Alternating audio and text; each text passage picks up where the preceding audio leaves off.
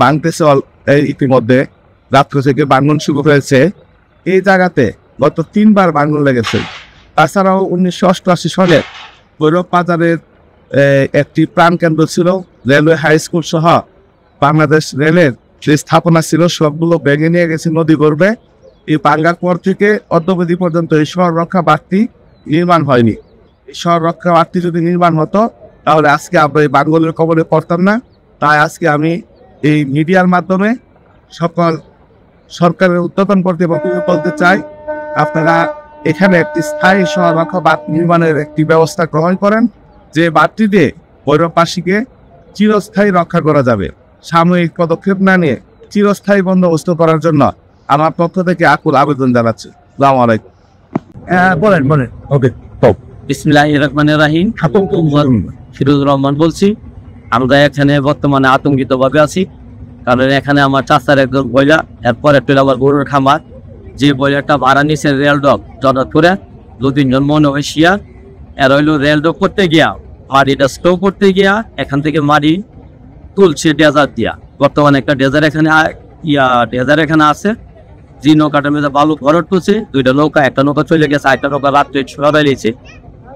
এই কারণে রেল রোগের কারণে আজকে এই ভাঙ্গনে শুরু হয়েছে। এখানে আরেকটা নৌকা বানাইতেছে, ওই নৌকাটা আনুমানিক মনে হয় 2 কোটি টাকার মতন খরচ হবে। ওনার মালিক হচ্ছে, ওনার নাম হইল তাহের ভাই, তিনি আর কি নৌকা তৈরি করতেছে, ওনারও বিরাট ক্ষতি হচ্ছে। আমরা এখন বর্তমানে এখানে আতঙ্কিত ভাবে আছি। বইলের মেজা আমার এখানে গরু আছে প্রায় 60-70 লাখ টাকার গরু আছে। এখন আমরা অনেক চিন্তা ভাবনার মধ্যে আছি, দুশ্চিন্তার মেজাজ।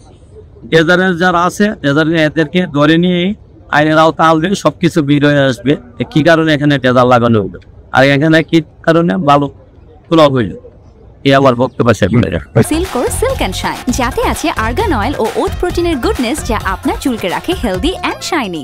কি সরা যাবে না? এটা থেকে নারা যাক সাউন্ড রিভিউ দিই। ঠিক যে কথা আপনি বলছেন 1800 কেমন আপনি কি না কথা ঠিক আছে কাকে ব্যাপারে আবরতনে কে আছে যে আমাদের এই ভৈরব পৌরসভার অন্তর্গত যে বাগানবাড়ি এলাকা, এটি মূলত এই মেঘনা টানতির অবস্থিত। তো গতকাল যখন আকস্মিকভাবে এখানে নদী ভাঙন কবলিত হয়েছে, তো আমার খবরটি পাওয়ার সঙ্গে সঙ্গে আমরা এখানে চলে এসেছি এবং আপাতত মনে হচ্ছে এখানে নদী ভাঙনের যে পরিমাণ 100 মিটার। তো আমরা অতি দ্রুত এখানে জিওব্যাগ ডাম্পিং করে এই নদী ভাঙনটা বন্ধ করার চেষ্টা করবো। পরবর্তীতে আমরা এখানে পার্মানেন্ট কাজ করার জন্য উদ্যোগ গ্রহণ করবো। আমরা ইতিমধ্যে ঊর্ধ্বতন কর্তৃপক্ষকে বিষয়টি জানিয়েছি, আশা করি আমরা দ্রুত সমাধানের পথ সমাধানে আসতে পারবো।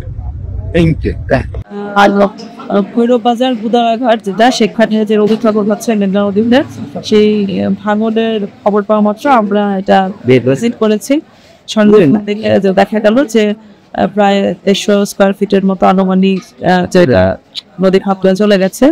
আমরা সংশ্লিষ্ট কর্তৃপক্ষের সাথে যোগাযোগ করেছি এবং তারা অতি সত্বর ব্যবস্থা গ্রহণ করবে যাতে নদী ভাঙনটা এটা রোধ করা সম্ভব হয়।